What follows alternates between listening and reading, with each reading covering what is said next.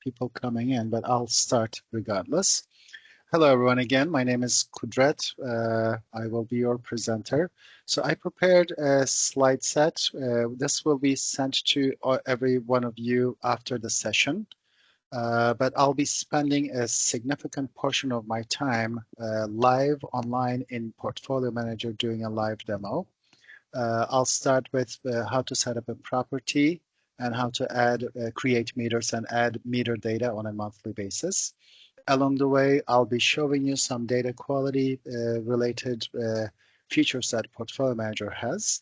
And eventually, I'll be showing you how to report some specific data points to SHARE, Department of Enterprise Services, so they can use that information for their reporting purposes.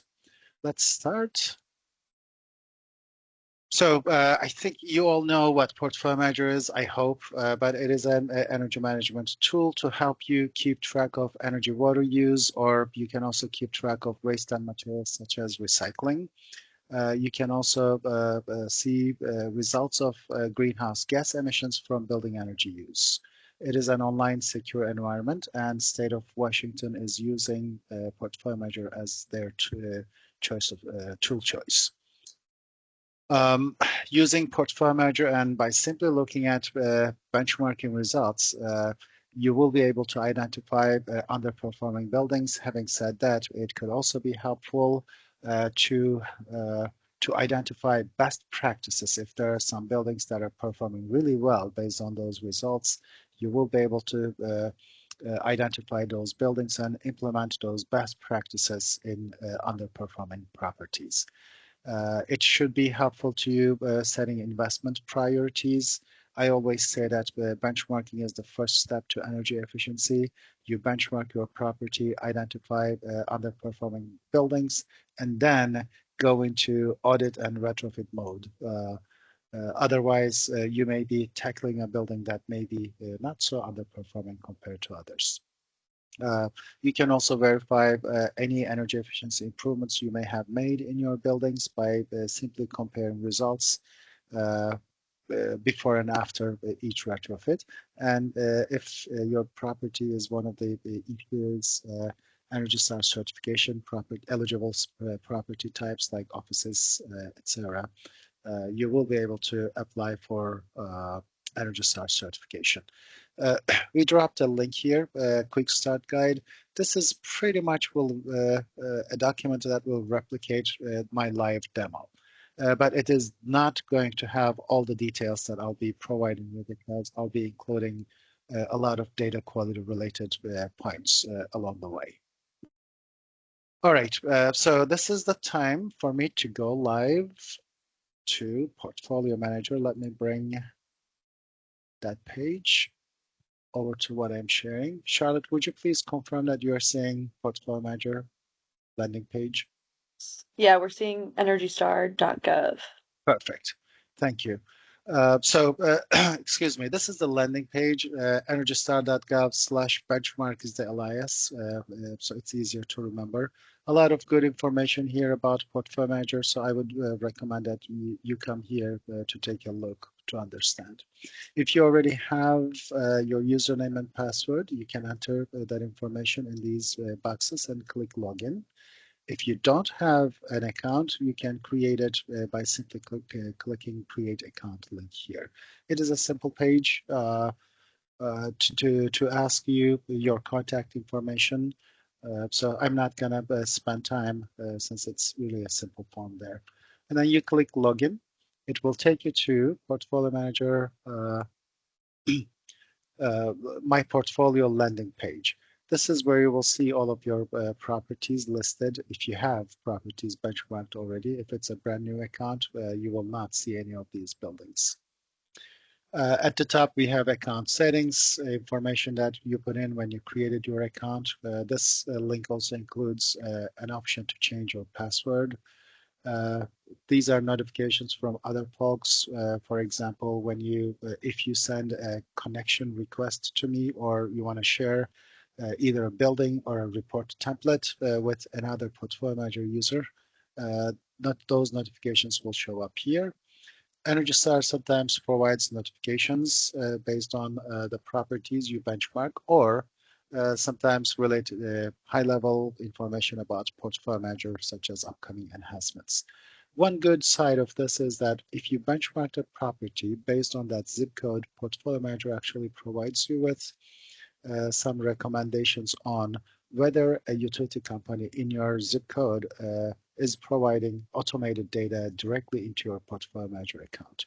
It will list the property and it will give you a link to click to learn more about that utility and how they provide the information. There's also a connection button here. It is very important. You cannot share anything with another portfolio manager user unless you are connected with them. And the connection happens under contacts. You go in here. If you're connected with someone, you can just search. Let me see if I have Charlotte's. Nope, I have City of Charlotte in my contact list. Charlotte, you and I should connect here. Should. Yeah, it's really quick here. If you want to add someone new to connect, you click this link.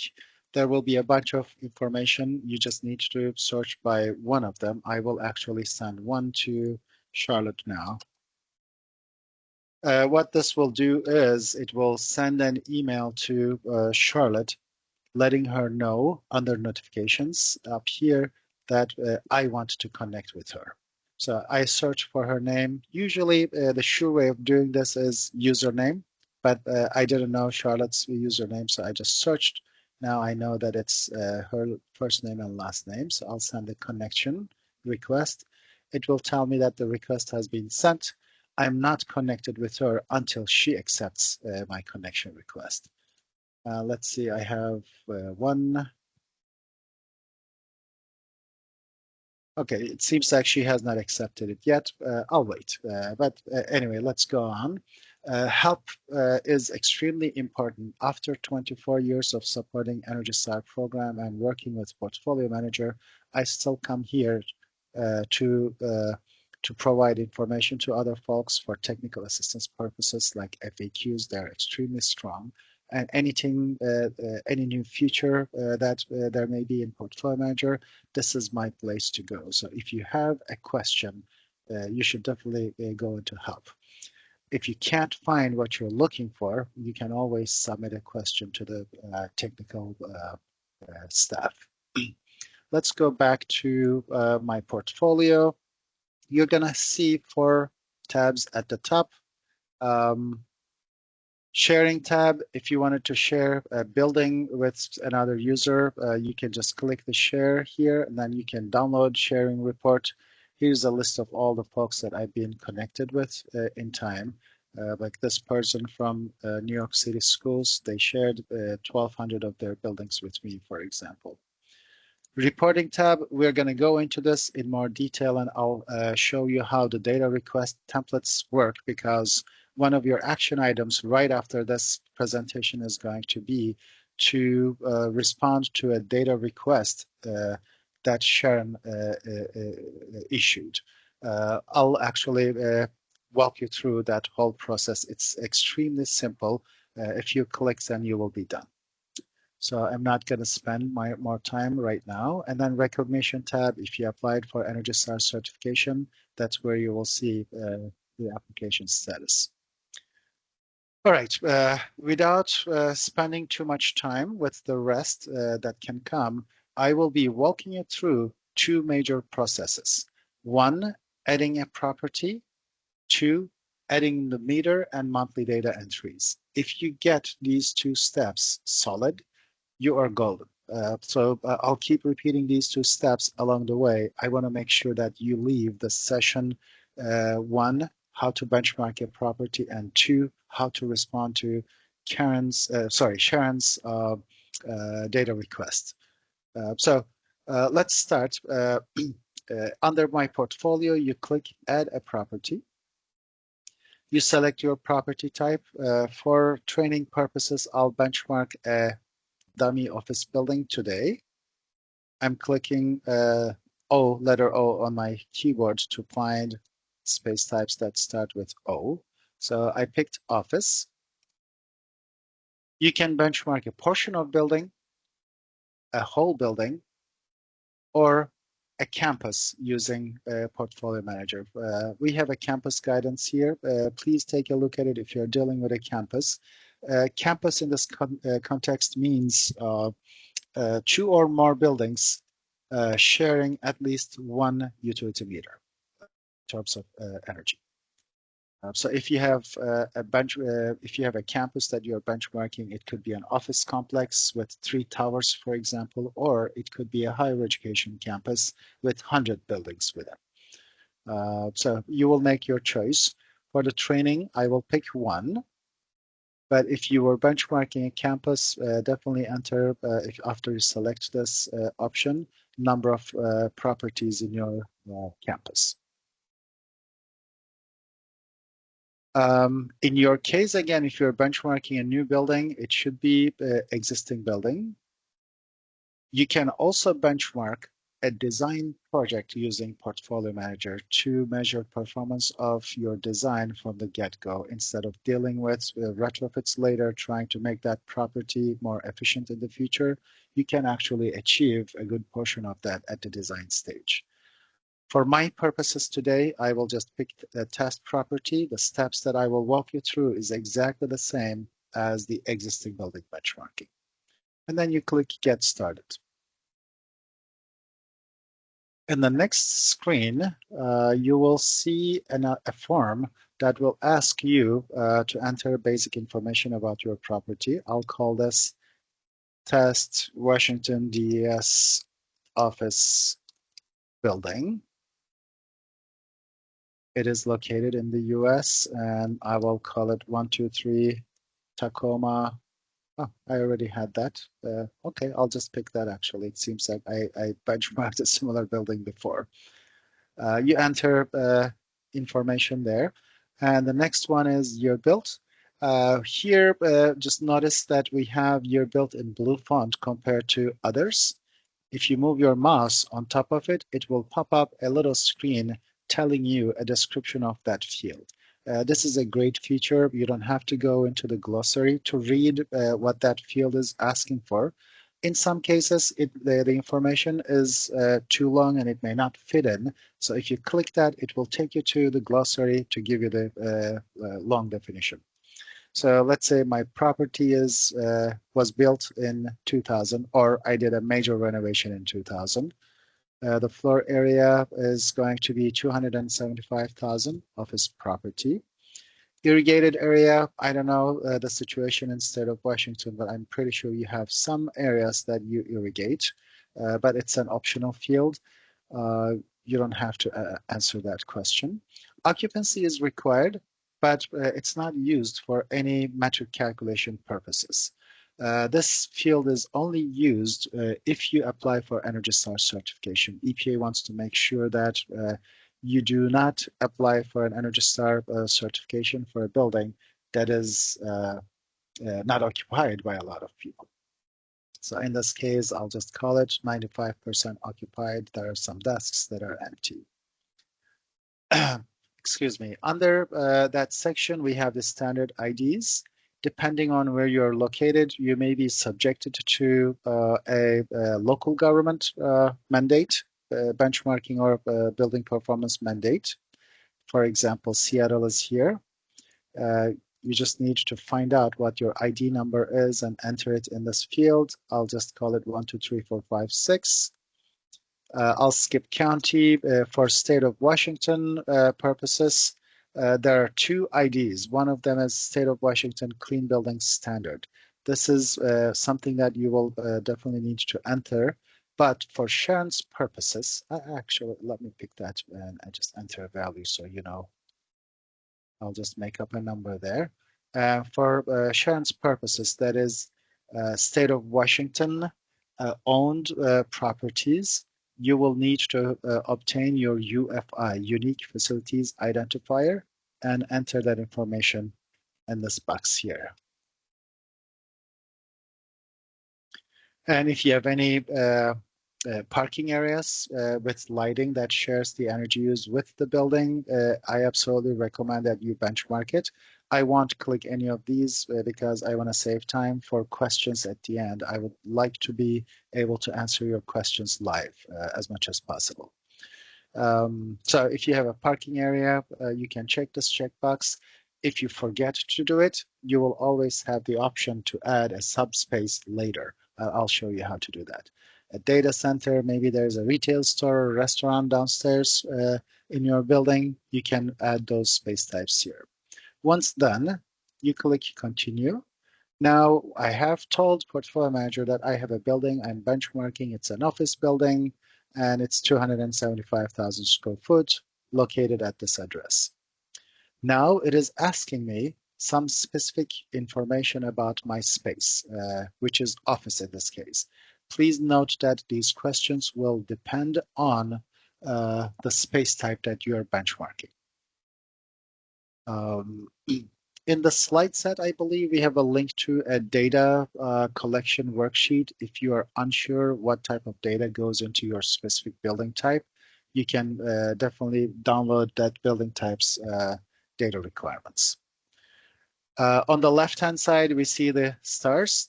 If it's an Energy Star certification eligible property, wherever you see those stars, that value is required. Monthly operating hours for me, for my dummy building is 60.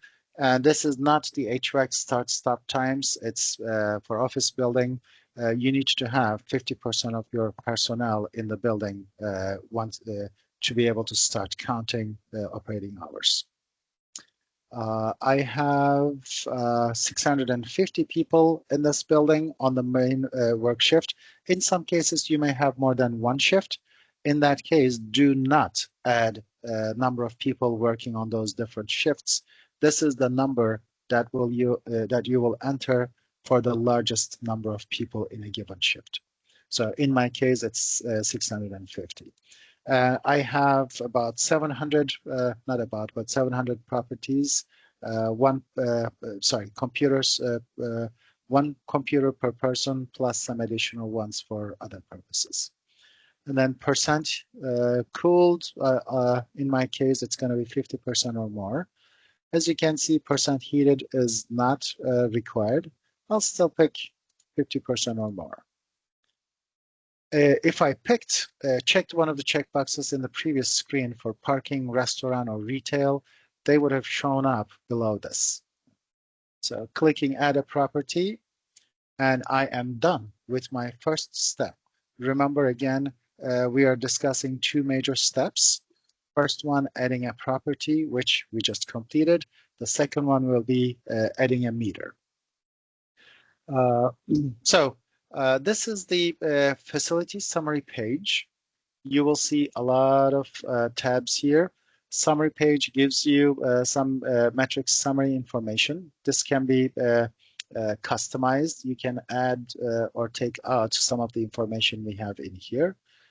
Right now, I'm not seeing any information because I have not added my meters and energy used yet. So here comes one of the data quality issues. Whenever you see an NA or not available, just click on that link. Portfolio Manager will tell you what the problem is for the most part. Keep one thing in mind. In this case, we know that I have not benchmarked my energy use yet, so it's giving me that that's my problem. But sometimes you will see a problem, you will fix it, and then you may not still see a number populated here. That typically means an error could be fixing an error could be uncovering another issue. So keep doing the same thing until you start seeing numbers here. All right. Under Details tab, this is the office that I just created. If by mistake you entered incorrect information, or you found out later that some of the information is not correct, or you added an additional 50,000 square foot annex to this building, you can make those changes under Action menu, Edit Use Details. It will take you to a new screen. If you wanted to make a change because the value is entered in error, you simply click and change the value. If you added an additional square footage, for example, then add a new row, add the new square footage with the current date. That will help Portfolio Manager keep track of space revision history for you. I will cancel this and then go back to my building. All right, so the next tab is Energy tab. Remember the steps again. First, add a property, which we did. It's Tacoma office building. The second step is adding meters. This is also a very simple step. Once you do this once or twice, you will just memorize these actions and it will be a breeze for you. You click add a meter.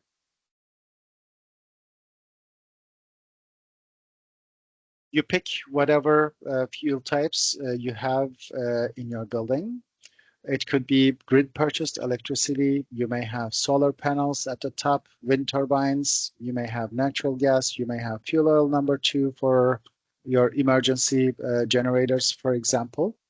You pick any fuel type and select what you want to enter and select also how many of that utility type meter you have. So this could be, I don't know, maybe I have 2 meters. So this step will help me create 2 meters. I'm going to go back to 1 to save us time. This step is exactly the same for everything, but naturally the questions you will be asked is different. For example, if you are benchmarking an on-site solar meter, then that meter is going to have additional fields compared to the grid purchased electricity to ask you how much energy you produced using your solar panels and how much of that energy is sold back to the grid. The other meters have different questions based on what they are. So you select your meters and then click Get Started. Oh, I wanted to bring to your attention the tips that you see on the right-hand side. They're very helpful, and they're specific to the page that you are on. So for the first time you're doing this, please take a look at this information and read it at least once. They're very helpful usually. Click Get Started. The next screen is going to ask you to set up your meter.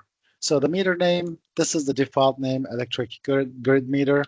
You can change that and make it to whatever your unique meter ID is for this meter.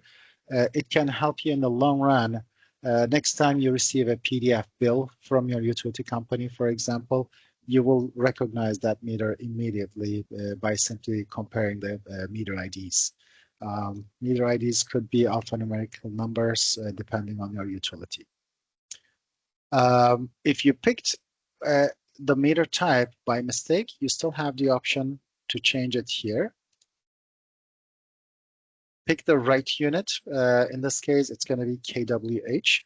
One thing, a quality control issue that I see very often, the capital letter M, as in Mary, is used in Portfolio Manager for million. Some utilities across the US uses it for 1,000, and instead they use MM for millions. Like MMBTU, you must have seen a lot on the market. So please make sure that you pick the correct unit from your utility bill. Even if you see MWH, make sure that it's thousands, not millions, then select kWh for thousands. I see this a lot. And then meter active date, in my case, it's going to be, okay, my screen went dark. Okay, there we go. My start date is going to be 1/1/2020. I picked this date because in my data set, this is the first meter date that I have. You can benchmark 10 years, 20 years worth of energy use data. It's really up to you. In my case, it's going to be starting with January 1st, 2020. And then you click Create Meters.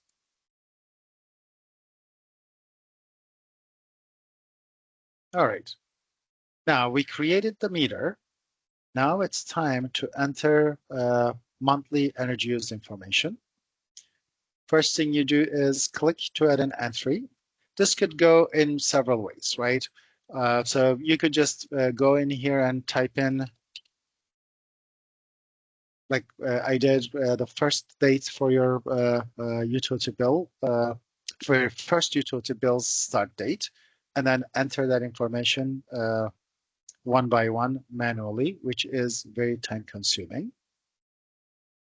For every entry, you can just click this link, add another entry. Portfolio Manager calculates based on the first entry's estimated dates. You can change those. Or I will delete these two. Or you can download a single meter spreadsheet. Let me download a copy so you can see what it looks like. It's coming up very soon. So it's saved in your downloads typically. It may change for your computer settings. All right, it's opening up in another screen. I believe I will bring it over to you to show you what it looks like. So my computer is a little bit slow today. I don't know why. Okay, here it is. So this is a spreadsheet that I just downloaded. You can click Enable Editing. It's relatively easier to work on the spreadsheet compared to manual data entry. You start adding your dates here. 1/31/2020. Or if you keep this information in a spreadsheet, you can copy and paste that information in here. One thing that you have to be careful is that if you're copying information from another spreadsheet, copy and paste it as values. Do not change this spreadsheet. You can add rows, but definitely do not modify columns at all. This is a standard spreadsheet that Portfolio Manager will recognize. Before this meeting, to save us time, I actually created my own data so I can show you what it looks like. This is my developed data. What you will do as a next step is, once you develop that spreadsheet, you will click Choose File, find wherever you saved that file, and then click Upload. One thing you have to be very careful is that this is a very powerful spreadsheet upload tool. Click Upload only once. If you click it twice, there's a chance that your data will be uploaded twice. So just click Upload once, sit back and wait. It will show up all the information that was in your spreadsheet. Or here's another way of doing this, and I find this magical and safer for sure. Once you prepare your spreadsheet, select all the data. I'm excluding the data headers, just starting from A2 here, the first meter entry, all the way down to the last meter entry. And then copy this information, go back to Portfolio Manager, select that very first cell here,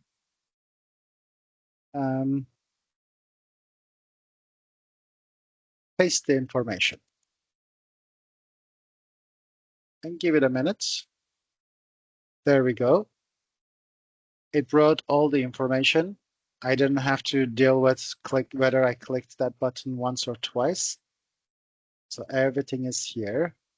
And for the training purposes, I included 2.5 years of data so we can see current and baseline. So this is a lot faster for me. Whichever method you use, they should work pretty much the same. And then click Continue. The next screen is going to ask you which meters that you benchmarked, if you have more than one, they will all be listed here. Which of those meters are representing the total building energy consumption? You select them all. In some cases, you may unselect a meter because it is a submeter. Energy use in that submeter is captured by the main utility. So you, in those cases, to avoid double counting, you will want to uncheck those. In this case, I have a single meter in my dummy building, and it represents the total energy consumption of my office property. And then click Apply Selections. All right, now we completed the two steps that I mentioned at the very beginning. I'm going to tell you again, add a property under my portfolio. And then once you create your property, add a meter. If you have a new meter, you can always add that new meter by clicking Add a Meter and following the steps that I just mentioned a few minutes ago. All of your meters will show up here. Now, scrolling back up, I can see that I don't have any issues, but my major issue here, this property is scoring 43. That means it is an energy hog, and it actually gives me the opportunity to look for energy efficiency measures that can be implemented in this building to reduce energy use and increase Energy Star score. If you're benchmarking a property that is not eligible for an Energy Star score, you can change this metric to one of these here, like weather normalized site EUI. If you're benchmarking a wastewater treatment plant, for example, we should have, here, energy use intensity for treatment plants as well. Whatever you think is useful to you, you can change this portion to show what it is, whatever it is that you need. I will not do water and waste. The process is exactly the same as creating energy meters and adding monthly entries, except the data requirements are different. But the process is exactly the same. Under Goals tab, you can set targets. Under here, set baseline targets. Right now, I didn't set anything, so Portfolio Manager takes the first 12 months as baseline, and then last 12 months will be the current, as you see in this chart up here. If you set a baseline, you can set it based on your data availability for any time that you have data for. And the same true for water and waste. And if you benchmark the design project, that's going to show up under here. So let's go now. We completed the two steps. You know how to benchmark now. I am going to introduce errors. Let's start with details. In some cases, when we first created the office property, it asked me for the gross floor area. And then later, I also had to enter 275 as I was creating the office space. If these two numbers do not match, let's say instead of 275, I made a mistake and put in 265.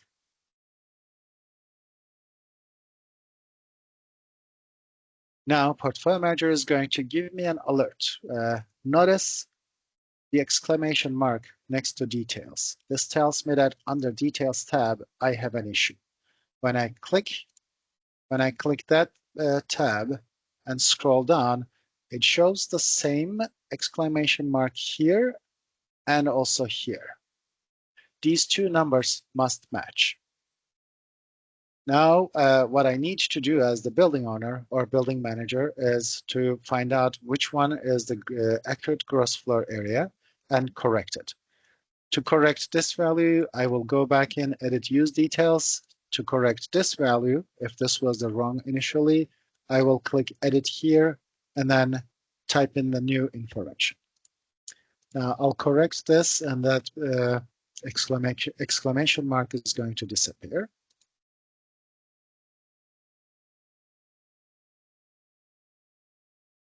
One thing that I didn't mention before, let's say you created an annex to this building and your square footage went up to 300,000, for example. Besides adding a new row that I mentioned before, you may also want to evaluate other variables here. For example, with the additional 25,000 square foot, chances are you're getting additional people to work in that building. So number of workers will be impacted potentially, number of computers will be impacted, and even percent of the floor area that can be cooled could be impacted.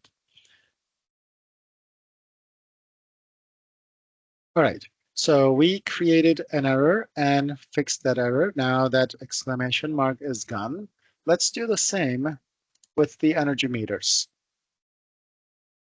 To add your monthly data or to correct any potential issues, you go into the electric energy tab and then click the name of the meter. This will give you the list of all the entries that you have entered, but it is, excuse me, defaulting to the latest year that you have. If you click that blank area, you are able to pick any other additional years, or you can ask Portfolio Manager to show all of the years you have. Now, in my data set, I'm going to introduce an error here. So let's do a gap. Instead of 24th, which was the accurate date, now I changed it to 21st of January. And when I click save, excuse me. Now, even though it says I have successfully updated my bill, after taking a couple seconds, Portfolio Manager identified that I have an issue with this meter. There is an overlap for 4 days, starting 121, ending 124. When I scroll down, I'm going to see that same yellow bar where the issue is. Now I know that issue could be this month or this month. Because I introduced the error, I know that this is the erroneous value. I can come here and correct that date and then save bills. Voila, that yellow bar is gone. I don't have any issues with this data. One thing to mention here, if you click basic meter information, this is the information that you entered when you first created the meter. If this meter at some point becomes inactive, all you need to do is uncheck this checkbox. Then it opens up the date the meter became active, enter the inactive date, and then save changes. And this does happen, you know, your utility may decide to give you a smart meter, or your old meter is not working properly and they replaced it and you now have a new meter with a new ID, whatever the reason is. This is where you activate and inactivate. Instead of deleting meters, I would strongly recommend inactivating, so you keep the historical data, because that historical data is used for reporting purposes by others. All right, let's go back. I also wanted to show you the data quality checker as part of my data quality section. Under Summary tab, if you scroll down a little bit, you are going to see the data quality checker. Let's introduce another error so you can see how quality checker works. I'll go into this meter again, and this time make this month 124, creating a duplicate entry. And actually, there's also another issue here. In Portfolio Manager, any fuel delivered via grid, it could be electricity, it could be natural gas, it could be district steam, district chilled water, whatever you're using. Those monthly entries cannot be more than 65 days. So you cannot enter a 3-month utility bill for those fuel types. It could happen for fuel oil or propane if you're using for some reason those fuel types, because They're typically delivered to your location, and I don't know, fuel oil number 2 is typically used for testing generators, and you get maybe 1 or 2 shipments a year. For those delivered fuel types, you can have more than 65 days. There's one rule there. You must have at least 5 entries in every 2 years for those meter types. 5-meter entries every 2 years. If you're not getting 5 deliveries in a 2-year span, all you need to do is actually enter every 6 months a 0 value to avoid that error. So I introduced the error. Now Portfolio Manager gives me all the issues with the major change that I made. I'm not going to fix these now. I would like to go back and show you the data quality checker really quickly. Under summary page, facility summary page, scroll down, click check for possible errors. Now, this tool works for a 12-month period. You need to select the year ending. So I think in my data set, last entry was April 30, 2024. And click run checker. Now it gives me a bunch of information. The first one is the stop sign with an exclamation mark. These are critical errors. You have to fix those in order to be able to get metrics calculated for that period, April 30, 2024 in my case. There's also another error here. This one says you have an overlap. This one says you have a gap. Remember that I created that error, but one error created 2 possible issues with me, so I have to go back and fix those. But there are also alert signs. Portfolio Manager is letting me know that I have no water meters and I have no waste or material meters. And that's perfectly fine. If you're not benchmarking water use, or if you're not keeping track of your recycled materials, for example, you don't have to have those. But you must fix these critical errors here. And Portfolio Manager is really good at this. It gives me a link to the meter that has the error. It tells me the issue. It tells me where that issue is stemming from. Once I fix this issue, this is also going to be gone. So this will give you all the errors, critical errors that you may have in any of your meters under this property. If I had more than 1 meter with errors in each meter, this would list me all those errors. So let's click this, go back to the meter. It takes me to that meter specifically. And it gives me all of those issues that it detected. And once you click monthly entries and scroll down to whatever date Portfolio Manager has warned you about, now I have 3 potential issues. This one says you have a 32 days overlap with this meter entry because I changed the date. This one says you have a 61-day gap. And then this one says 30 days, overlap 61 days and then 30 days gap with the previous data. So if you remember, I changed 1 meter, but let's follow the order. So 120, 224. I think I changed this one. It was 224 instead of 124. I will correct that error. And then click save. Give it a second. Now it still tells me I have another issue. Let's scroll down to meter entries section and see where the other issue is. So 124, 224, 224, 324, and this is also erroneous. This is supposed to be the month of March, not April. Sorry, not February. And then click save. Now I have the nice green bar telling me that I successfully update my bills and I don't have any yellows. That's always a good sign. So this concludes the adding property and data quality portions of my session. The next I have on the agenda is the reporting tab. I would like to go back to my slides really quickly and just go down to that section. Please note that these are screenshots from the live demo that I did.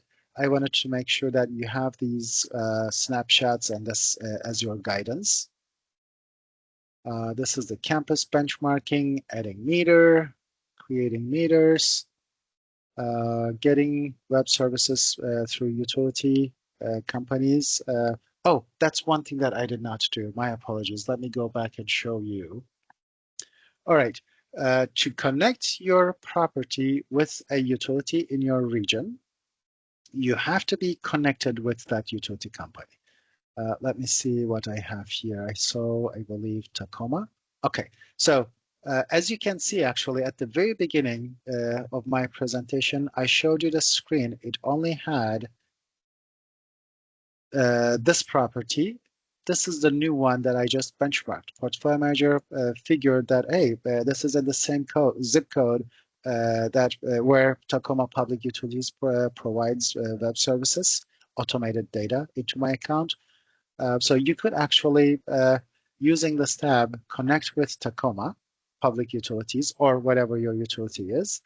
So the warning here says, click for additional information. This is additional information for that utility, Tacoma Public Utilities, or I could send a connection request to them by clicking this link here. So here, it gives me, I didn't have to do any research. I didn't have to go into contacts. If you have those notifications, this is extremely easy. You click connect. I'm not going to do it because this is a dummy building. I don't want to confuse them. They're already busy. You click connect. Once they accept your connection, you will see that notification under your notifications tab here. After that, you need to go into sharing tab and share with utility or service provider for exchanging data. So you connected with the utility, you come to sharing tab, click share with your utility, pick the utility here. In this case, it was Tacoma, I believe. I forgot. Oh, it is Avista now, right?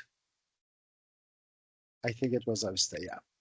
And then select the properties that are being served by that utility company. In this case, I had DES in the name, so I'm searching. And you can actually do this for multiple properties at once. You click Apply Selection, and then choose Permissions. If you do bulk sharing, the exchange data full access allows your utility have full access to all of your properties. You can give them read-only access. You can give them custom access, and this could work by meter, for example. You can give access to Tacoma for electricity and another utility for gas, for example. And this screen also helps you remove access if you provided one before. So it's that simple. You just come here, pick whatever option is best for you and for your utility, and then click Authorize Exchange. And then your building will be connected with the utility company. If you have any issues with the data or data exchange, you need to resolve that with your utility company. I will click Cancel so I don't keep them busier than they are. Okay, going back to my slides again. We looked at the entries, the data quality, meter alerts, everything that I mentioned should be highlighted in these slides as well as a reminder, refresher for you, including some of the typical errors that I mentioned and suggested fixes for it. All right, and reporting. Now this is going to be a very, very important part of your tasks after this session. Or if you're able, you could do it right now with me. What I'm going to do is actually, I will copy this link. This is slide 36 and paste it in the chat.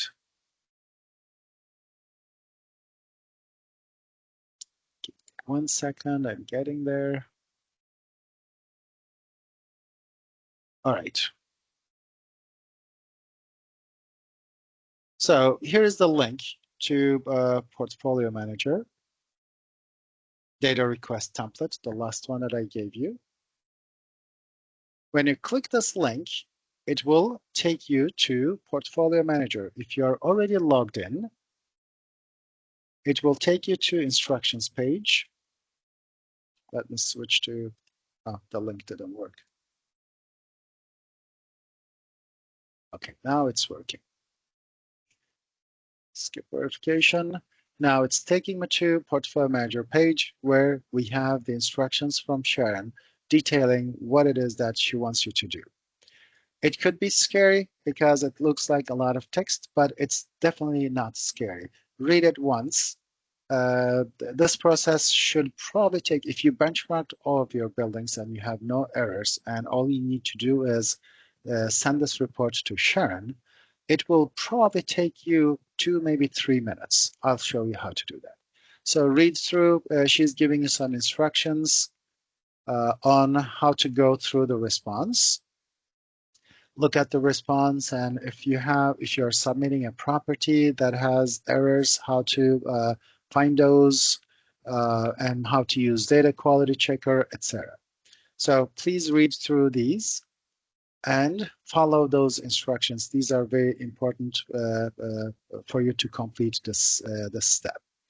I'm submitting this for myself, but in some cases, if you're working for an agency and you're submitting a report on behalf of someone else, you can actually select that person from here, given you're connected with them. If you're not connected with them, the names will not show up in this list. It's myself. The date range, we cannot change that, and you don't have to do anything about that except benchmarking. You're making sure that your building has accurate data from March 31st, 2023 through March 31st, 2024. So that means this is a period ending date. That means you have to have 12 months of data prior to this date. Otherwise, you're going to see errors. This will send 2 rows of information to Sharon, one for this period here, April 1st through March 31st, and then another row for each property for this period. And then select properties. For this, if you're dealing with a large group of properties, you may want to create groups called, I don't know, something like for DES data request. And then you would be able to pick all of those buildings in that group. You don't have to deal with it again. Or if you're dealing with relatively less number of properties, you can just do a search here. If you know the names, I have a quite large portfolio, so let me see. So this is the dummy building that I benchmarked. I could, and definitely when you're submitting this information, submit them all at once, so you don't have to deal with it again. Scroll down, apply selection. Now I have one property, generate response. As you can see, all I did actually is after reading the instructions, selecting the properties that are covered by Sharon's request. That's SB Senate Bill 5854, if I'm not mistaken. The next screen is going to give you the reporting tab, data requests from others. Under there, you're going to see Washington State Building Benchmarking 2024 data request. Sharon is, if there are any changes to this request in the future, Sharon will issue a new one and change the date here. So it says response preview generated. Sometimes it may say something like processing. I only have one building that I'm reporting to Sharon right now, so it was really quick. If I had 100 buildings, for example, it could probably tell me processing. In those cases, don't just sit there and wait. Click refresh on your browser and refresh the screen. So you will see that the report is going to be generated quicker that way. It's not being about being generated, actually, that the screen is not updated. By refreshing it, you're asking Portfolio Manager to give you the current status. Once I'm done, it tells me no errors found in my property. I'm golden, I'm good to go. I can go under action and click send response. If I had issues, this would tell me errors found, like this one here. It would tell me errors found. When I clicked that, it would tell me what properties have errors and what those errors are. Now, if I had any errors, my job would be to go into each of these properties, fix those errors until I see no errors found.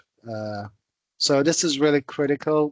Sharon has been dealing with erroneous data for a long time. We want to make sure that you submit data with no errors.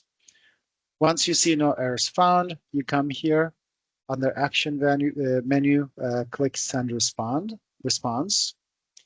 Here you're going to select who besides you should we send confirmation email to. If you want to send it to one of your colleagues, for example, let me see if I have Blake here, one of my colleagues who's not on the call today. Or actually, I should have Sharon. I'm just clicking SH. Yeah, I have Sharon, but since this report is going directly to her account, WA State General Administration, I don't need to copy her again.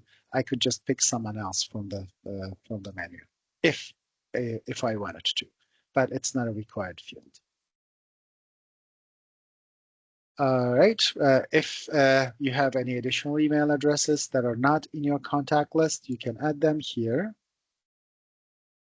And what type of format would you like your data to be submitted as an email attachment? So what this action does is it's going to send the data directly into Sharon's account. She will see in the reporting tab. What this action does is that it attaches a receipt of the data you are sending to the email that will go out. This email will go to the property data administrator. That's the person who owns the account and has his or her email address here. And the additional people that you select from this list, they're going to receive an attachment. In this case, I always prefer Excel because XML files are tricky and I don't need to upload that data to another database, so Excel is fine. I certify that I'm releasing this data to Sharon. I'm entering my username and password for eSign. And Sharon, do I have your permission to submit this dummy building? Or should I hit cancel?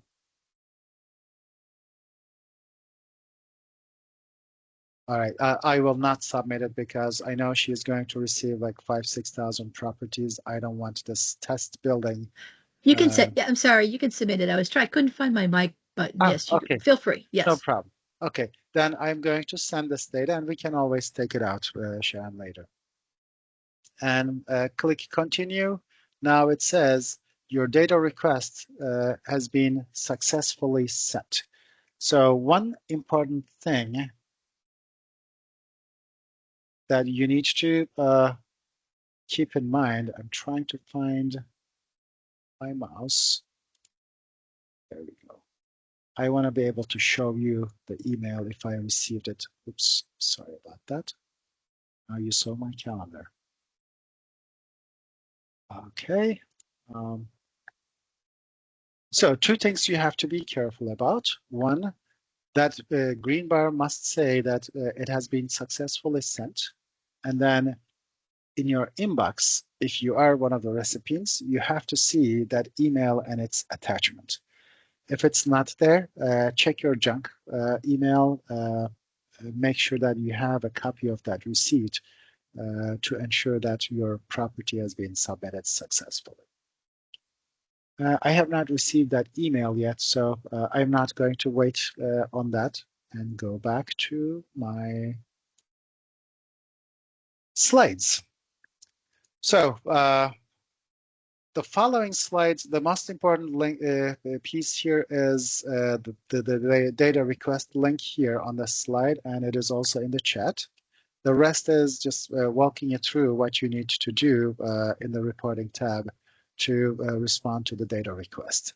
So these are the steps that I walked you through. All right, I think this was the last piece. Oh, transferring a property very quickly. This is also a very quick one. Let me bring my portfolio manager account and go into one of the dummy buildings. It could be any building. I don't have to find the test building. Unless, Sharon, do you want a dummy building in your account? Probably not. I could transfer my new building back to you if you want to play around with it. It doesn't matter to me. No, okay. So it's simple. Click any building that you want to transfer to another building, to another portfolio manager account. Under summary, scroll all the way down and click transfer ownership. Select the contact. Again, you have to be connected with the other account. Click transfer.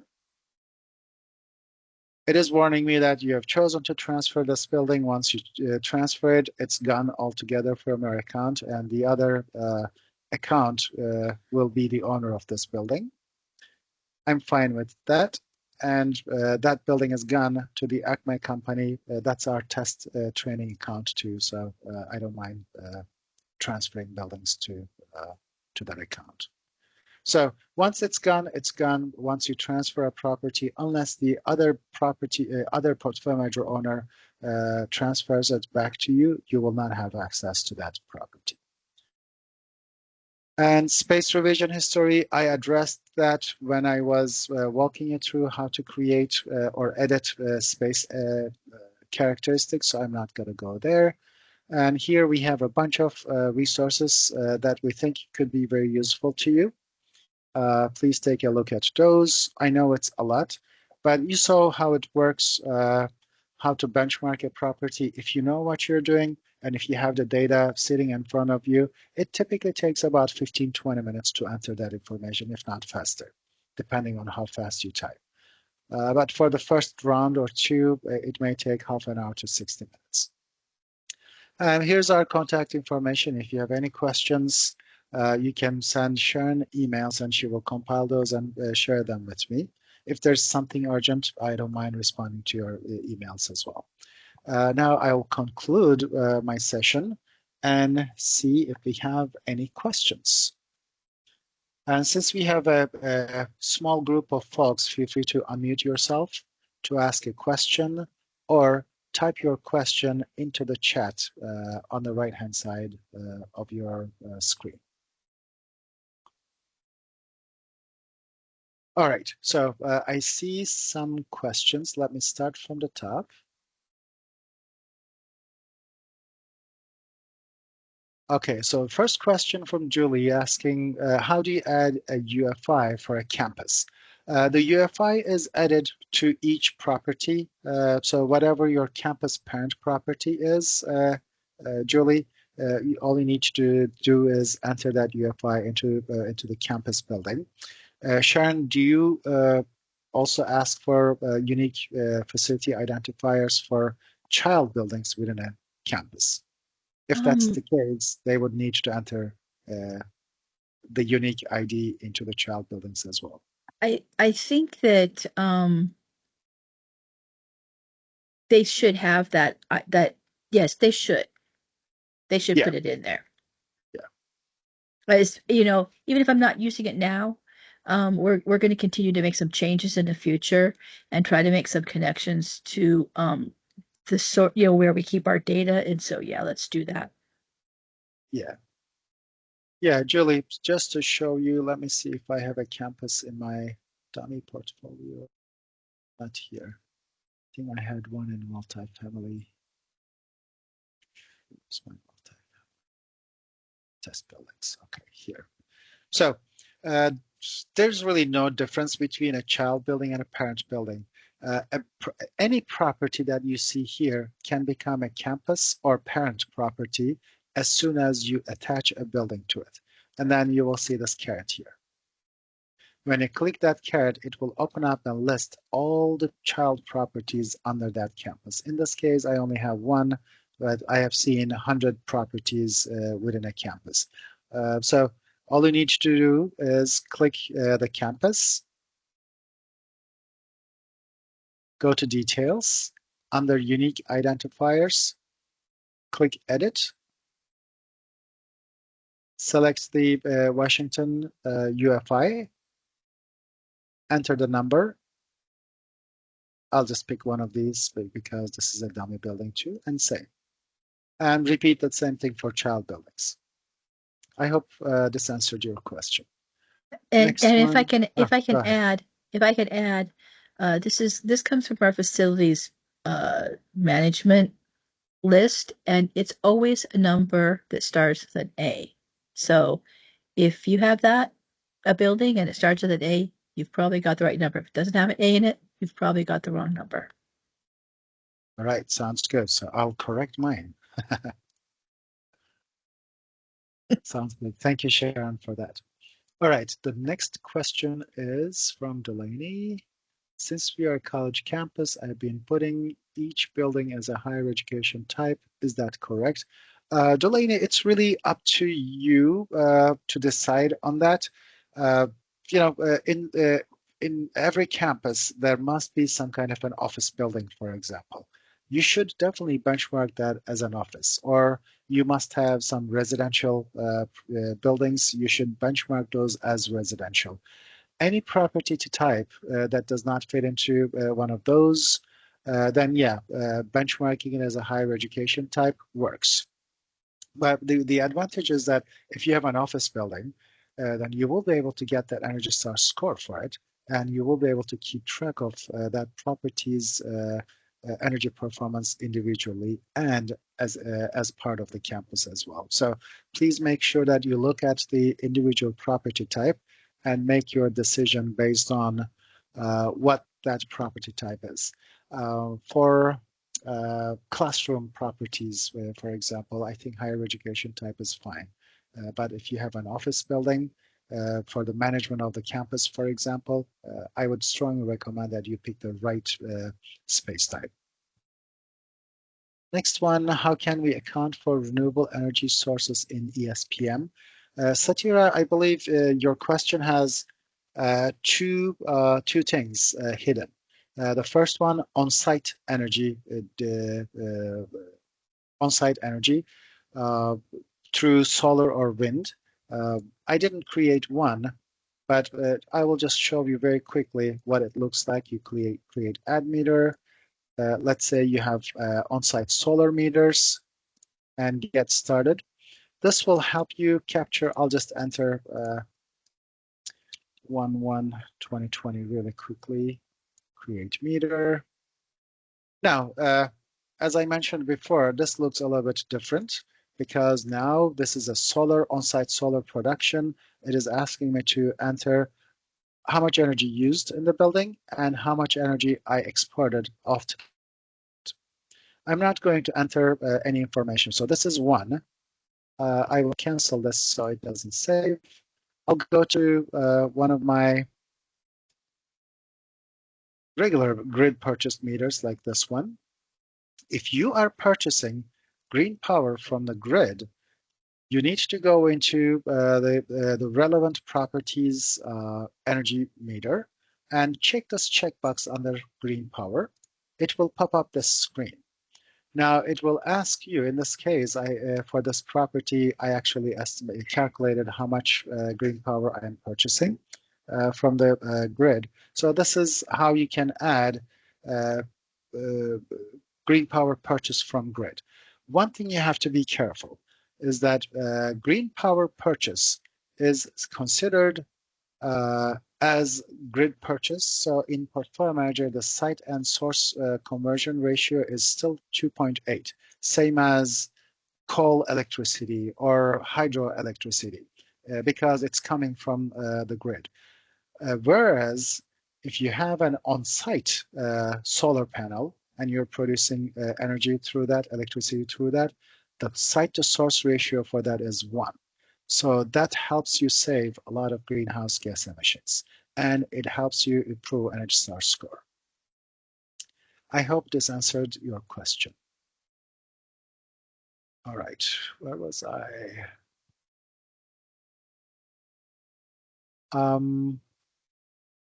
Yeah, so there is another question from Stella. Can you edit meters that are already there, but old numbers? Absolutely, I'm on that screen right now, Stella. Whatever value you want to change, just click that value, select it, type in the new number, and click Save Bills at the bottom. It's that easy. The next question is from Don. Kudret? Yes. Kudret? Yeah. What if she's asking about changing meter numbers and not the data in the meter, under the meter? Yeah, we don't change the meter number, we would close the meter and we add it. Is that correct? Add a new one if the meter changed? Yeah, I think I just need to inactivate them. Is that what you said before? Oh, yeah. Okay. So to inactivate, I showed, but I'll show it again. You just uncheck still in use, and then this inactive box will be highlighted. Thank you. Yeah, okay. And then you enter the, oh, sorry. I think I made some changes. And it keeps warning me. Save changes. There we go. So you uncheck the box, add the new date, inactive date, but just remember that you also need to create the new meter. Great. Thank you. Yeah. This helps Portfolio Manager actually stop looking at this meter after that inactivation date. Until that point, it will use energy use under this meter for metric calculation purposes. But it would continue that meter by not removing it. If you wanted to go back and look at historical data, it would use it during that time that meter was active. Absolutely. It just doesn't include it in the future. It doesn't look for data in that meter. Absolutely.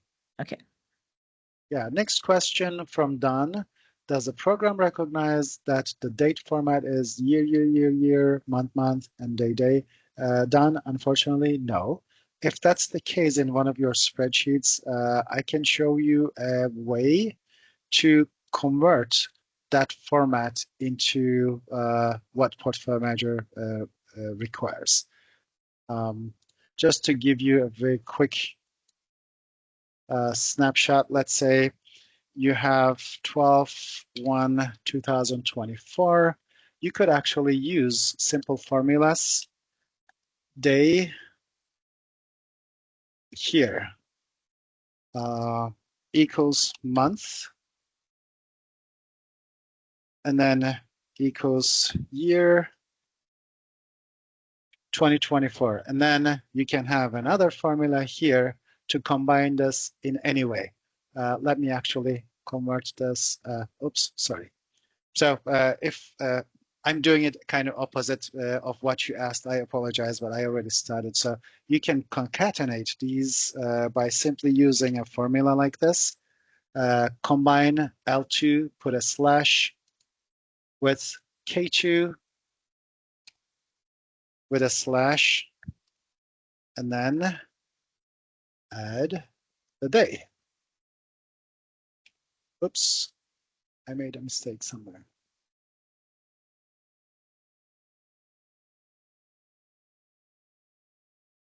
I don't need that additional one there.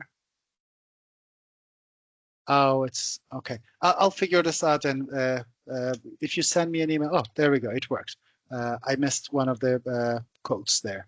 So I converted the format that Portfolio Manager wanted into the format that you may already have in a spreadsheet. So use these simple formulas to convert the dates to put them into your spreadsheet.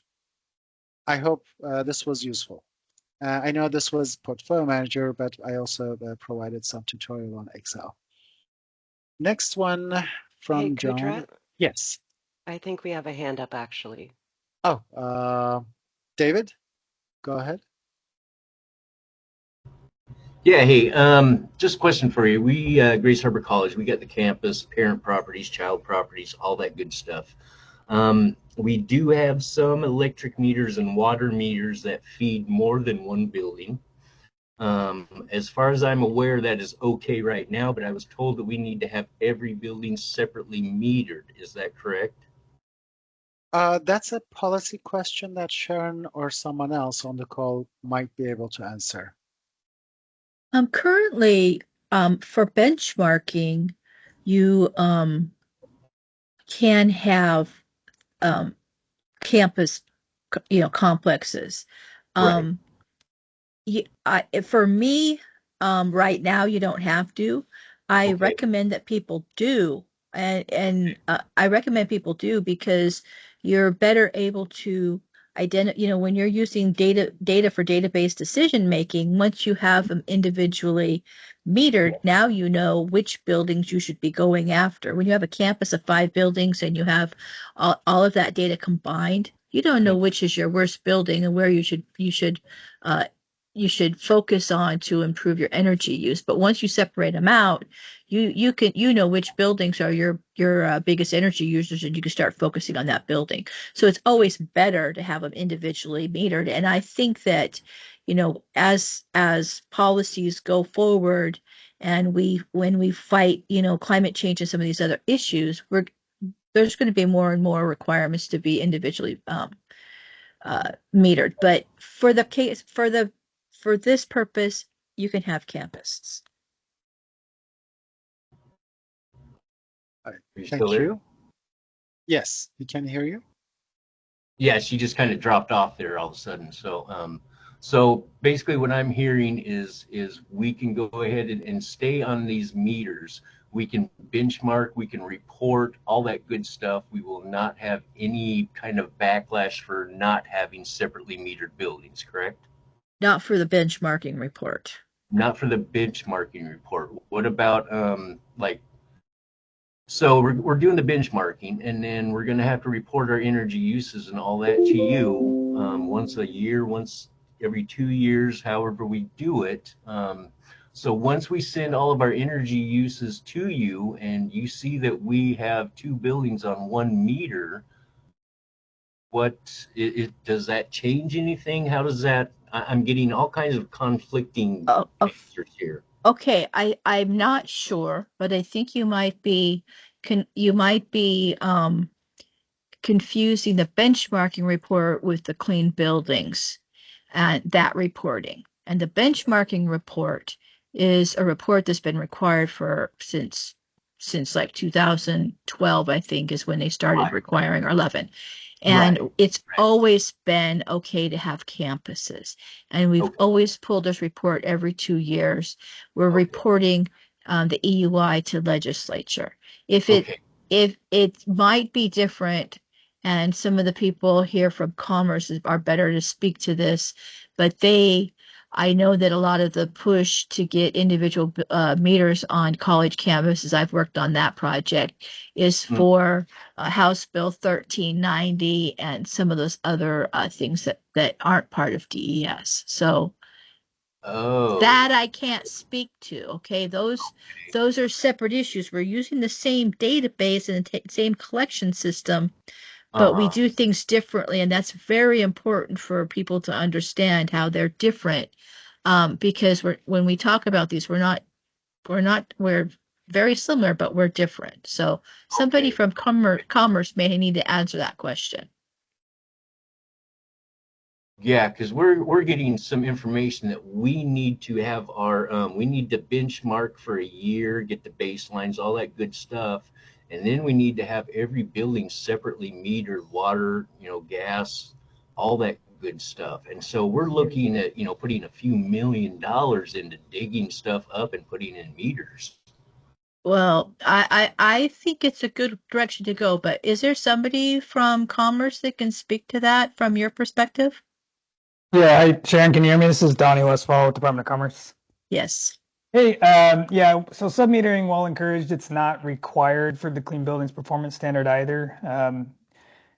We do have options for compliance at sort of a shared meter level or campus level. There's a few different options out there. If you have a Okay. specific question that you want to send to us, our email address is buildings@commerce.wa.gov. And we'd be happy to get back to you on that one. Buildings at Commerce. And what was the rest of it? Period WA period GOV. .gov. Okay, sounds good. Yeah, no, we've been, so it's kind of, I guess I don't know where this is coming from, but we're getting conflictions that Energy Star is requiring this, and now we're not, and then so I don't know what's going on No, with it. this has nothing to do with Energy Star. Energy Star program is only providing you with the tool called Portfolio Manager. Okay, Requirements come from state of Washington from two different places. One is the state itself through DES. The other one is Commerce. okay, sounds good. All right, So all right. we, We'll we have are just messengers here. okay. Thank you very much. I appreciate it. Of course. Thank Thanks, you. Donnie. Yeah, we have a few minutes left. I want to move on with the questions as quickly as possible. The next question is from John. John is asking if he can have more than one campus. Absolutely, John. If you're in charge of several campuses, I'm sharing my dummy properties, and you will see that I have several campuses here. Alabama Research is one of them. If I scroll down, there's another Green College, multi-building campus. These are all dummy stuff, but yeah, you can have as many campuses as you would like. Sure. Thank you. Real quick before you move Yeah. on. So what I'm wondering with regards to that is with regards to HB 1390. I know you're not doing legislation here, but we have buildings and we have complexes where those buildings are shared within the complex, which would be its own campus defined by Energy Star, if I understand correctly. And then the campus would also share those buildings that are within the complex. So we have layers of campuses as defined by Energy Star within our actual geographic campus. So I'm good. these are co-located properties, right? Yes, John? let me try to answer that, okay? I'm not an expert on House Bill 1390. I did a little bit of work with some of the college campuses. My understanding of a campus with House Bill 1390, and like I said, it's just my understanding. We're talking about district energy systems, correct? Is that what you're talking about? Yes, district energy systems and Okay. complexes of buildings that are connected by conditioned space. Correct. So for House Bill 1390, I'm not quite sure where they're going with that with House Bill 1390, but they are looking at your district energy. So you might have a building, you might have let's say you have a district energy system, you have a steam plant that's conditioning 4 buildings. That becomes if you're only measuring with that one meter, that's like adding it's it's part of a campus in Energy Star Portfolio Manager. But what makes a campus, an Energy Star Portfolio Manager is a group of buildings that share um, metering or a meter or a source of energy. So if you have 5 buildings on the same electric bill, that becomes part of the campus. But let's say you have a gas bill that they overlap. Some of those buildings overlap with your electric group, then that whole combined group of buildings becomes a campus in Energy Star Portfolio Manager. Now, if you add in your campus energy, you have to consider how that that billing comes in, and it might be like another one that overlaps, and it's a part of your Energy Star Portfolio Manager campus. So you have to be very, very careful of the definition of campus and Energy Star Portfolio Manager and campus in some of these other policies and laws and things coming out of legislature. And I've pointed that out to other people. Its campus term is broad and it gets used differently, but you have to be very careful when you do Energy Star Portfolio Manager. Kudret has actually pulled up the page right here. You want to make sure that whatever's going on in the outside fits into this definition here. And if you need some help, you contact me and I will help you work through it. Cool, thank you. I appreciate that. I guess my concern is, we'll have, 3 buildings are connected by conditioned space. They might have, let's say, just one steam meter, but they're all individually metered electric for electric. So it gets complicated. Yeah, and then exactly. the definition of conditioned space. So yeah, there's some challenges there, but I'll Yes. reach out. Thank you. Please do. Yes. Yeah, so we ran out of time. I have another meeting that I have to go to. I have a couple questions I want to answer really quickly before I go. First one is, how do you determine occupancy for classroom property type? Aaron, you don't have to worry about it. Occupancy is not used for any calculation for classroom property types. But if you want to enter something in there, it should be based on number of people, number of workers, not number of students. The next one, but it will not be used for any purpose. So you can just leave it blank. The next one, how do you show that you have a purchase of a specific kWh of renewable energy, but it is coming through the main meter? I am not sure if I understand correctly, but in most cases, if you're purchasing green power from your utility, you should have some kind of a certificate or document showing what percentage of the energy is coming from the utility company that is renewable energy. So that's how you determine that, and that document should give you the amount of kWh. If it says, I don't know, if you're purchasing 100 kWh and 20% is renewable energy, your kWh will be 20 kWh. Next one. Oh, Doug, thank you. Doug provided a quick way of converting year format. I gave a convoluted way, but Doug provided a quicker way. And that's end of the questions. Sharon, I hope this was useful. I really have to go. Thank you so much, everyone. If you have any questions, please send them to Sharon and she will compile them and share with me. But yeah, I'm hoping that this was useful to you. Thank you so much. Thank you, Kudret and Charlotte. Thank you very much. Thank you. Bye, everyone. Bye. You.